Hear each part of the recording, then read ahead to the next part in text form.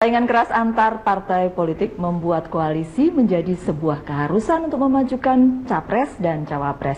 Bagaimana dengan Partai Gerindra dan Hanura?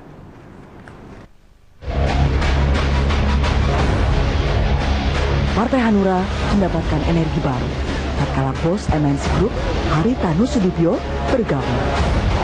Dengan percaya diri, parpol yang memilih beroposisi dalam 5 tahun terakhir itu langsung tancap gas. Hanura mendaulat Wiranto dan Haritanu Sudibyo sebagai pres dan cawapresnya. Gerindra bahkan sudah sejak pemilu 2009 berniat mencapreskan Prabowo Subianto. Namun karena perolehan suaranya tidak cukup, Gerindra lantas berkoalisi dengan PDI Perjuangan. Alhasil Prabowo harus rela menjadi cawapres Megawati Soekarno Putri.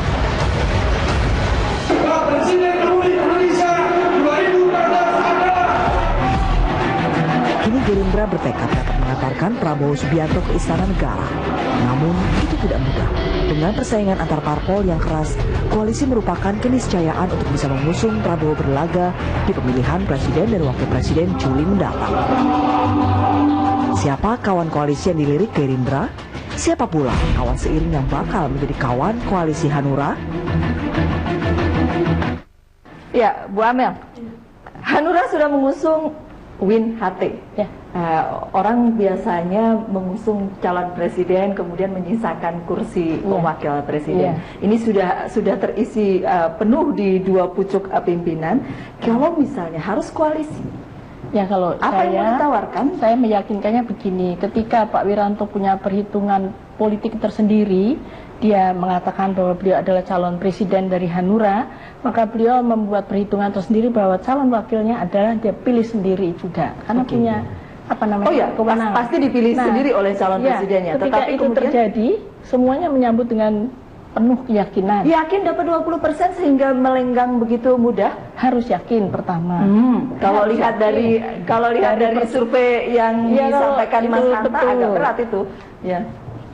Tapi harus yakin, karena kita semua bekerja all-out tadi saya bilang, yang darat bekerja di darat, yang di udara terus pengudara, dan saya melihat bahwa masyarakat tidak ada cerita untuk koalisi. Belum. Saya membaca di sebuah media tentang pernyataan Pak Wiranto tentang koalisi. Orientasi pasangan Win HT bukan pembagian kekuasaan dan pembagian jabatan menteri, tapi koalisi untuk membentuk kepemimpinan baru yang kuat, Bang Don.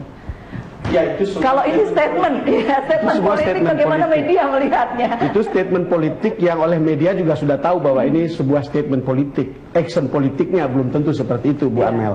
Tetapi yang menarik menurut saya ya, kalau lihat dari survei ya, antara Pak Wiranto sama Pak Prabowo selalu ada di atasnya. Ada di atas baik Pak Wiranto, partai maupun elektabilitas figurnya gitu.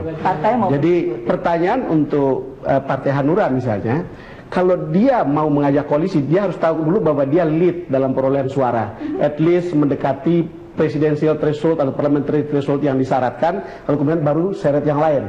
Tetapi kalau tidak, bagaimana bargainingnya itu, Bu Amel, kalau lihat seperti itu? Itu adalah keyakinan Pak Wiranto Haritanu bahwa akan mencapai minimal 20%. Artinya gini, dia bicara tidak ada koalisi, tidak ada sah, harus menang. Itu yang memicu kami harus menang. Sampai hari ini itulah yang kami pegang. Kita tunggu lah Bu ya, kalau gitu kerja kerasnya ya Bu ya.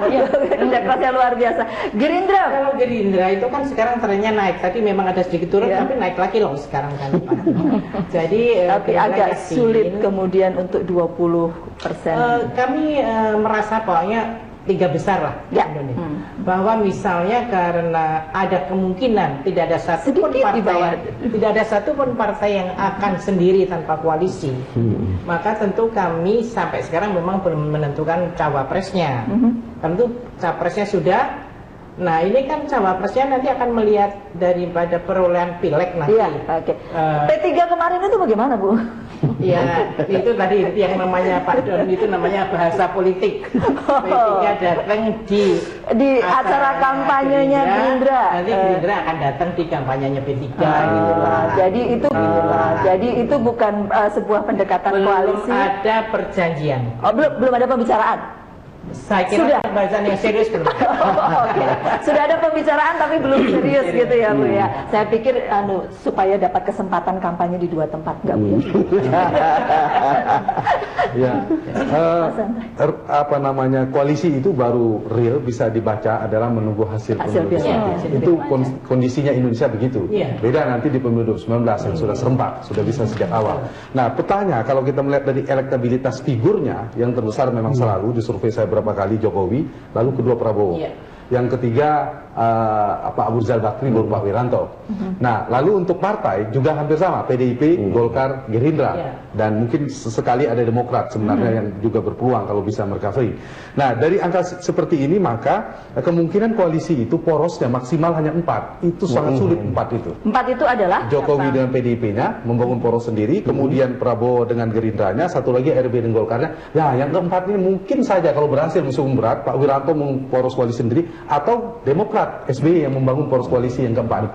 Nah, kemungkinan yang kedua adalah hanya 3. 3 itu Prabowo, Jokowi, dan yang ketiga ada ARB. Yang ketiga ini bisa ARB, atau yang poros yang ketiga, ARB misalnya berkoalisi dengan salah satu, atau ternyata hanya 2. Bisa saja Pak Cawapres, betul, dugaan saya. Tapi kalau Prabowo mungkin nggak mungkin ya, hanya capres skenario-nya. Kalau Pak ARB jadi kemungkinannya Cawapres, bisa itu berarti juga, koalisi antara PDI Perjuangan dan bisa saja, kita tidak tahu. Tapi bisa juga Jokowi dan bisa saja hanya Jokowi dan Prabowo sebenarnya akan bertarung di 2. Jadi itu petanya, kita akan lihat hasil pileg nanti seperti apa. Iya, kalau dari berbagai pemberitaan yang berkembang, salah satu hal yang diharapkan dulu ada koalisi sejak awal itu kan antara PDIP dan Gerindra. Jadi ibu kan pernah mendengar bagaimana teman-teman dari Gerindra mempertanyakan komitmen PDIP tentang batu tulis, gitu, kontrak batu tulis.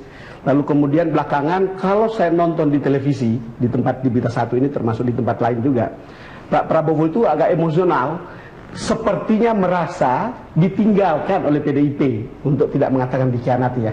Jadi ditinggalkan oleh PDIP, sampai-sampai kemudian ada pantun gitu. Dan itu agak susah untuk saya, apakah pantunnya tertuju ke PDIP dan Jokowi dan kawan-kawan atau ke SBY. Jadi coba bayangkan gini, boleh bohong asal santun, boleh nipu asal santun, lalu kemudian boleh curi asal santun, boleh korupsi asal santun, boleh ingkar janji asal santun, boleh jual negeri asal santun, boleh menyerahkan kelautan bangsa asal santun. Lalu kemudian ujungnya saya ingatkan, jangan mau dipimpin Presiden boneka. Siapa sih sebenarnya yang dituju? Begini, ini tadi kan bahasa politik lagi ya. Ibu, bahasa politik. Saya ini sebagai salah seorang juga kader Gerindra, kita harusnya merasa Gerindra itu tidak boleh merasa lemah dong. Tidak usah mungkit-mungkit perjanjian lama. Bahwa kita Gerindra ini sekarang sudah siap maju. Rakyat sudah mendukung. Kita mungkin siapa tahu bisa dapat 20% dari kursi di parlemen. Paling tidak tempat ketiga begitu ya Bu ya? Paling sedikit tempat ketiga, tempat pertama atau kedua. Ya Ibu Amel. Betul, karena kita punya sampai namanya sarjana penggerak desa. Oke, ya. Oh, itu sudah. Tapi Pak Prabowo sebenarnya sedang marah tidak sih Bu? Karena kesan yang diambil oleh media itu adalah tone-nya ya, tone-nya kali sedang emosional. Tapi itu boleh-boleh saja ya, ketika menagih komitmen. Tetapi kita juga memperhatikan efektivitasnya dengan perilaku pemilih kita yang melodramatik gitu. Jadi seolah-olah awalnya Gerindra dan Prabowo adalah dizolimi, tanda petik yang ingin dibangun. Tetapi justru dengan cara yang seperti Bang Don katakan, itu bukan saya katakan, cuma ini yang baca. Karena antagonik. Jadi justru kami sudah mendiskusikan. Sudah mulai di ini ya. Sudah mulai berubah dari peran antagonis kata Mas Hendra. Justru Jokowi atau siapa yang diserang oleh Prabowo mendapatkan poin itu. Kalau soal Hanura, kan ini Pak Wiranto sudah maju tahun 2004. Bahkan waktu itu digendong oleh Golkar memenangkan konvensi pemilu bahkan pada saat itu. Tapi tidak didukung. Itu dia. Tapi maksud saya begini, tahun 2009 maju lagi. Saya ke rumahnya Pak Yusuf Kalla pada waktu itu, kan beliau bergabung dengan Pak Yusuf Kalla. Pak Yusuf bilang suara Golkar segini banyak, suara Pak Wiranto segini banyak pada pemilu tahun 2004. Kalau digabung lolos dong. Tapi waktu yang dilawan kan SBY. Yang kata orang sandal jepit pun akan menang. Sekarang mau maju lagi begitu untuk ketiga kali. Dengan sandal yang pertama pasti menang. Pertama Golkar beliau menang, terbaik, tapi tidak didukung. Itu saya baca maksudnya tidak didukung oleh Golkarnya. Iya, tetapi pada saat putaran pertama memang dia terbaik. Tidak mendapatkan cukup suara. Pernah bikin statement, kalau saya diminta Demokrat, saya mau jadi ketua umum. Saya tidak mau seperti Pak Wiranto di Golkar. Itu kata beliau, itu ada di statement di koran. Yang kedua, keyakinannya mungkin untuk maju presiden belum. Maka dia gandeng karena Hanura masih kecil waktu itu. Nah, yang ketiga ini ya, keyakinan penuh. Dengan 20% lebih. Nanti kalau dapat 20% lebih, kita salaman ya. Oh iya. Bukan hanya salaman. Bukan hanya salaman nanti. Salaman. Oh apa Bu? Cium. Oke, kalau 20% ya. Apa namanya? Ini nanti akan ada hasil pileg. Hasil pileg akan diumumkan, berarti kan harus koalisi. Apalagi misalnya Hanura tidak bisa memimpin poros koalisi. Harus memutuskan salah satu yang maju. Kalau Ibu Amelia lebih cenderung Pak Hati saja yang muda yang nanti berkoalisi untuk dimajukan jadi cawapres, atau Pak Wiranto? Pak Wiranto saya nggak bisa begitu, karena ini sudah senior junior, beda etnis, agama dan sebagainya sudah bineka tunggal ika. Ini harga mati ya Bu ya? Harga mati. Harga 20% tadi Bu maksudnya. Kan harus pasti kan harus koalisi, tapi tidak seperti koalisi yang gendut ya. Maksud saya pasti ada beberapa yang akan bersama-sama. Tetapi itu berarti harus memimpin. Soalnya mitra koalisi, misalnya koalisi dengan PAN, Pak Hatta mau juga jadi cawapres. Jadi capres malah. Iya, capres bahkan. Koalisi dengan PKB sudah ada Pak Mahfud yang nunggu atau Muhaimin. Koalisi dengan PKS sudah juga ada nama gitu. Jadi harus ada salah satu. Masih ada lagi yang lain yang Bapak belum sebut. Siapa Bu ya gitu. Apalagi PDIP sudah punya Jokowi. Bapak belum sebut. Yang menarik itu mungkin konstelasi koalisinya akan menjadi bagaimana pentingnya partai-partai kecil. Jadi bukan penting partai besarnya. Partai kecil jadi menentukan.